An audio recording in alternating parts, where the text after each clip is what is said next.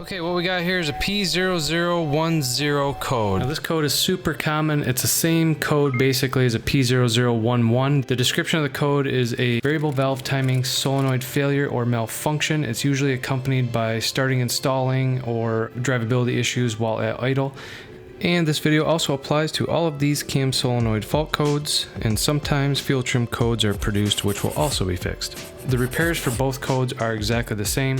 Basically, you just need to clean or replace the solenoids. I generally do both at the same time. I don't do them singularly anymore. In most cases, the solenoid screens are plugged with engine sludge and that can cause them to fail. So I like to flush the engine oil, change the engine oil, and then usually I don't have any problems in the future.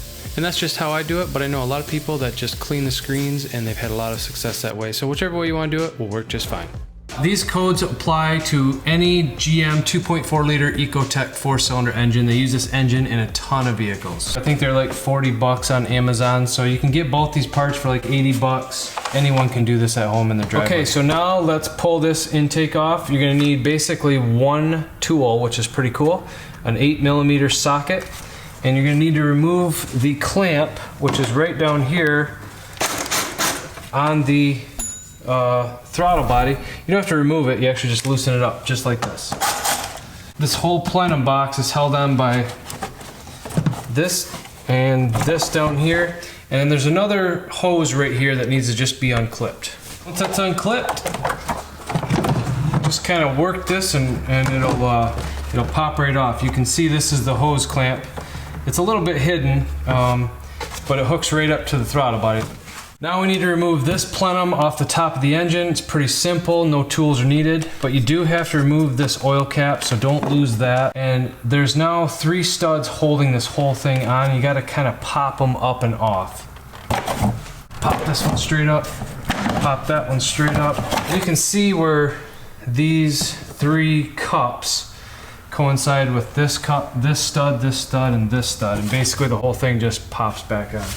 So here's our solenoids. This is the exhaust solenoid, this is the intake solenoid, and they're held in by two bolts. And if you ever get them mixed up, the intake goes towards the forward and the exhaust goes towards the back. You can see the exhaust coming right out the back of the engine, so the exhaust solenoid will be on the back of the engine.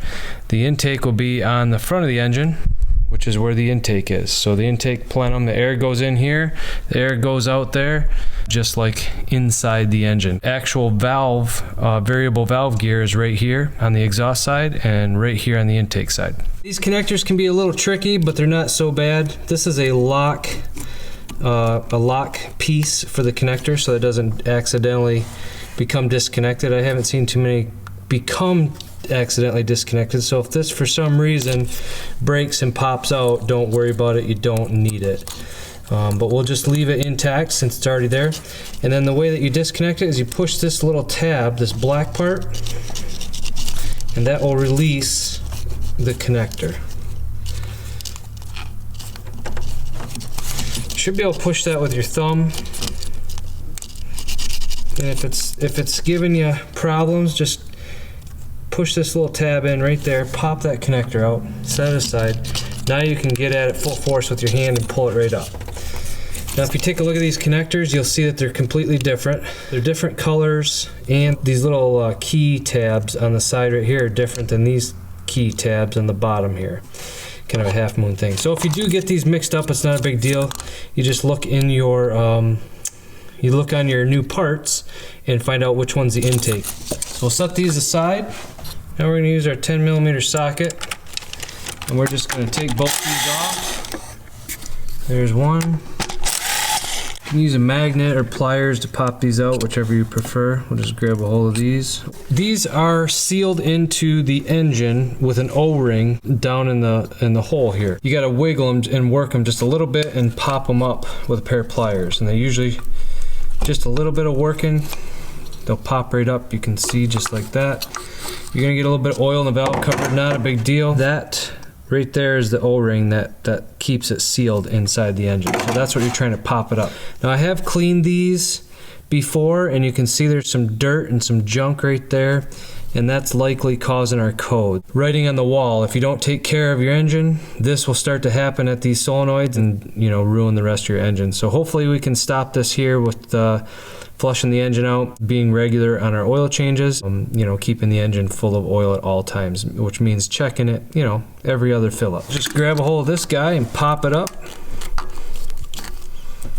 It's kind of a little wiggle wiggle slash jiggle jiggle slash popping it up. And once again, it's got an O-ring there. It's basically the same type of situation. You can see a bunch of crud right there, and that's from dirty oil. So oil is the key. Fresh oil and keeping it full at all times. These are very similar. You can tell that there's not much different from them. And I don't know, can you get them in this? Can you swap holes with these? You might be able to, but you definitely won't be able to swap connectors. So you could potentially mix these up, but by reverse engineering it and finding out the part number of the new part, you should be able to match these up and get them back in the right hole. This is what the hole looks like, where those are at. It's not a big deal. I'm going to try to just get a little debris out of here without pushing it down in there. Alright, that's pretty clean. I got these both off of Amazon, and that's a 917216 VVT solenoid. It's kind of a cool little thing. Comes with a captured fastener, so you don't even have to lower it down the hole. But that fastener is a 8mm versus a 10mm. Here's our second solenoid. This is a 917215. First thing you'll notice is the connectors are the same. Well, they're the same color. Down in the hole, they're both going to be keyed to those connectors that we pulled out earlier. And we know that the gray solenoid was facing forward. If we take the gray solenoid, we look down the hole, there's the match right there. This one obviously doesn't match up. So we're gonna set this one aside because this is the exhaust solenoid. You can see the screen's nice and clean and brand newish. So we're gonna go ahead and wiggle that guy down in the hole.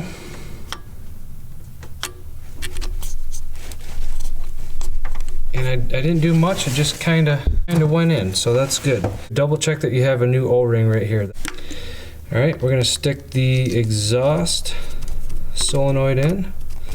And those captured bolts are just kind of pushing up on their own. There's one. You can kind of feel them both pop in. And this guy should match up. I didn't really push these off to the side too far. So this one should match up to the exhaust, which it did. This one should match up to the intake, which it did. And then our lock connectors. The next thing we need to do is clear the codes and test drive the car. The key to all of this, if you don't want to have it again, is flush the engine if you had a lot of debris on them, and change the oil, and then keep the oil full and clean at all times. If you keep it full and clean at all times, these things won't have much of an issue. So the first thing you need is your cover for the engine. You just line up the studs and kind of pop it on.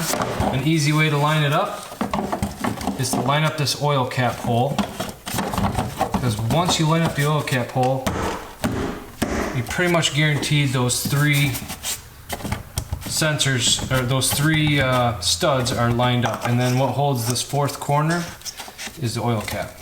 And basically there's only three connections, the side hose. I did forget one thing. There's two cups right here that go on these studs right here. So there is a couple extra things I forgot to tell you.